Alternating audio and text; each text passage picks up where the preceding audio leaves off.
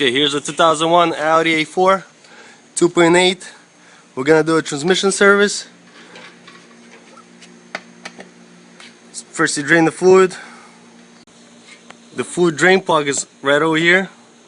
Not the big one, the small one. The other one is a fill-up plug. Oof. So all the fluid is drained. Now you gotta take the oil pan bolts out. You gotta use a T27 Torx. There is 27 bolts. You gotta take all of them out and take the pan out. So when you take the bolts out, the oil pan is gonna be loose. Make sure not to let it hang by itself. You'll bend it. It'll be leaking later on. So you gotta be very careful. Next thing what you're gonna do is you're gonna remove the two bolts that hold down the oil filter. Some of the transmissions come with the T40 Torx bolts, some of them T27. Make sure you remove the bolts from the oil filter, not the valve body. Alright, so we got the pan down. It's very dirty. The pan has 5 magnets in there. 5? 6. Pan has 6 magnets in there. You have to clean them and put them exactly where they were. They're there to collect all the worn parts from the transmission so they don't go back into the system and damage the seals. So clean the magnets, clean the pan, clean the transmission inside and out, and put it back together. Alright, here's our transmission filter kit we're gonna use. When getting the kit, make sure the gasket is paper, just like original one. If somebody's gonna try to sell you a rubber gasket, that gasket sucks. It's gonna get pushed out when you're gonna tighten the oil pan bolts, and it's gonna be leaking 100%. So here's the new filter. Alright, so we got the oil pan clean. So you know the spaces where the magnets should be.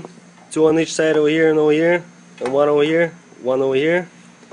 Now we're gonna put this, our favorite Loctite high-tech gasket sealer on the gasket. Let it dry up a little bit.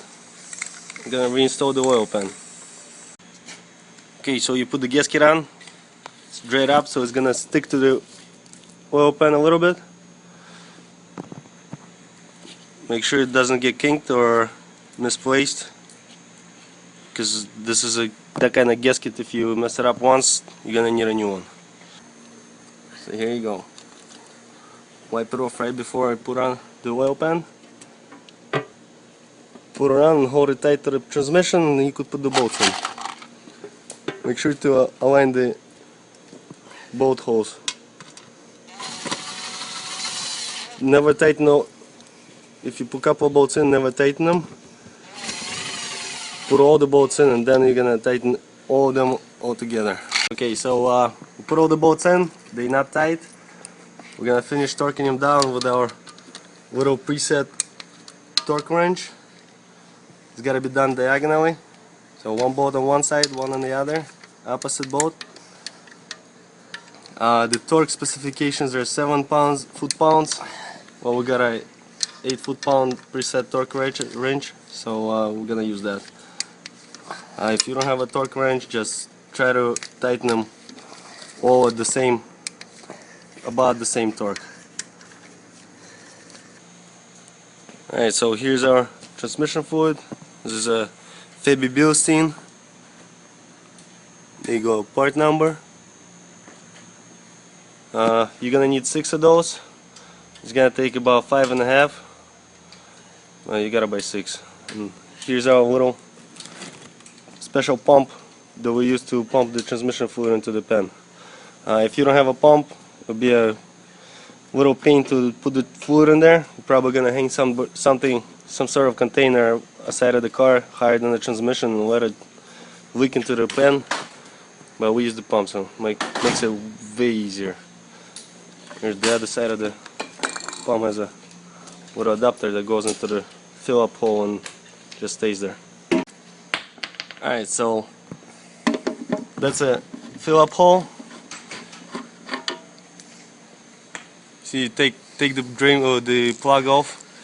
There's little spaces on a plastic cover where the nozzle from the pump is gonna go in. pump about 4.5–5 quarts of fluid in there, and then you're gonna have to start the car. As you see, doing with the kind of pump makes it way easier and faster.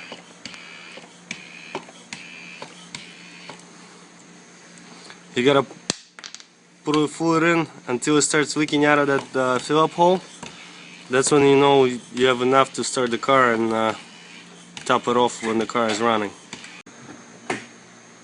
So we got the fluid leaking out. As you see, this guy need a flex pipe. As you see, as soon as the car got started, the fluid stopped leaking out, meaning the oil pump started sucking the fluid in.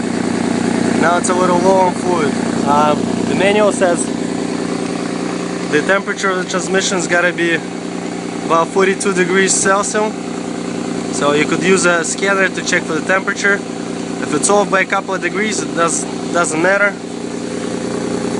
It's only the temperature is set for the 42 degrees to make sure you have the proper amount of fluid, because if it's gonna be too hot, it's not gonna be enough fluid when the transmission is gonna be cold.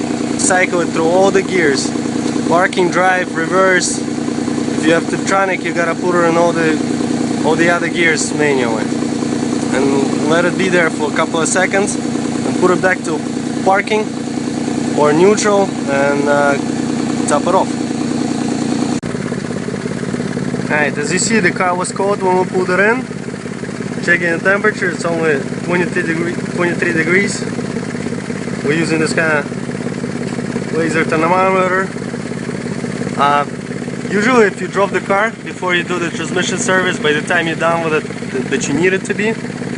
So we've checked it many times. By the time the transmission service is done, it gets to like 40–45 degrees, so it's fine. Well, this one was cold, so that's why we're checking the fluid to make sure that the temperature is right. We're gonna wait for it to warm up to 42 degrees, check the level again, and you're all set.